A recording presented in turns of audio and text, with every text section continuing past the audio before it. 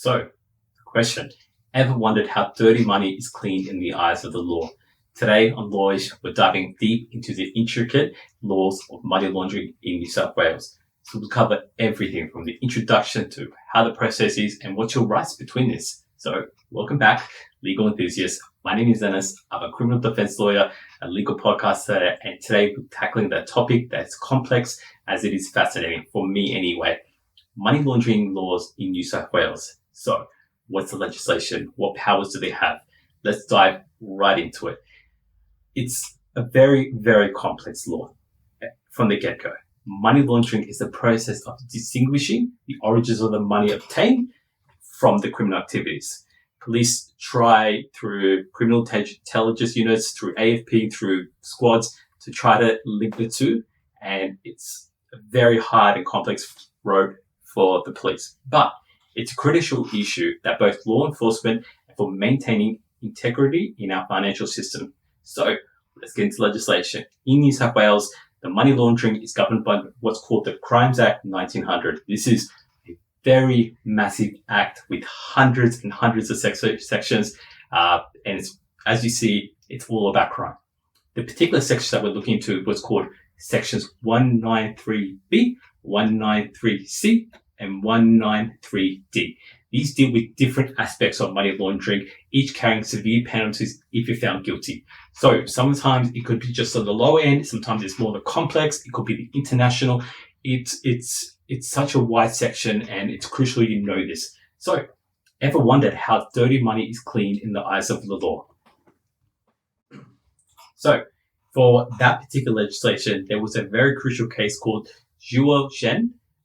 This case was one of the forefronts and I guess one of the amendments as to why the Crimes Act was amended. It's keeping up with today's internet and new ways of their money laundering. So let's examine this particular case. This particular case, the accused allegedly laundered over 10 billion through a currency exchange system. This case highlights the vast scale at which money laundering can occur and the legal repercussions. It was a very big case. It was a multinational case. It was, I think, one of Australia's biggest one. So what are the legal process and penalties in this particular type of offending? Money laundering cases involve complex legal process. I said it before, I'll say it again. The pages of the brief, I've had a few of those and they're insane, the amount of evidence they take.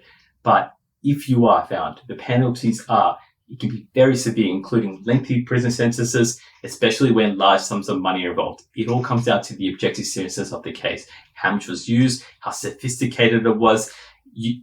There's never one just case to say, oh, you get 6 years, or you get 2 years, or you weren't found guilty. It's so much into the intricacies of that particular case. So how do we prevent money laundering is a key focus in New South Wales. We've pushed in billions of dollars to try to stop this, but the financial institutions especially are required to report suspicious activities and individuals should be aware of the signs of money laundering. We spoke to this on another video. We've gone much more detail. Go check that video out. But in conclusion, understanding the laws around money laundering is very crucial in today's world.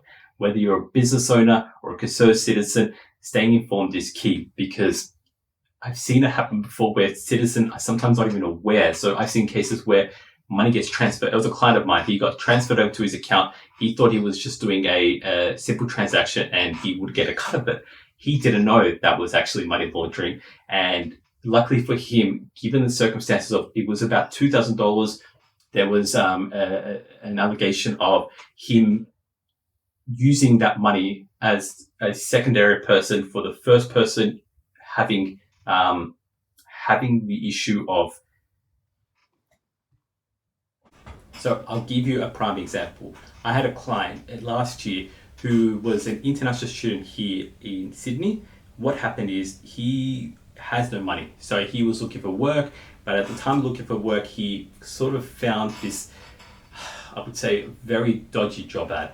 He didn't know at the time, he's a good kid studying engineering. And what happens is this person gave him the money into his account. And what he subsequently did was use that money to pretend to buy a particular animal. The level of sophistication towards my client, it was not very well. He used the same bank account. he genuinely believed, and that was one of the defenses we brought up. He genuinely believed that the transaction was legit, and that when that person again transferred money to his account, there was no dog received. And this was a whole issue with it. All he did was take that money, give it to the guy, and he takes 10%. He was genuinely believing that he was just doing a legit transaction because it was an Australian website, it was an Australian bank account, but the prosecution still opposed to getting the charges minimized. It was, we did end up pleading guilty because it was so, he did make admissions and it was so clear that it was from his bank account to the other bank account. But the good thing with that is that given the circumstances, given the fact that conviction itself would really just destroy his life. He's a kid from South Africa.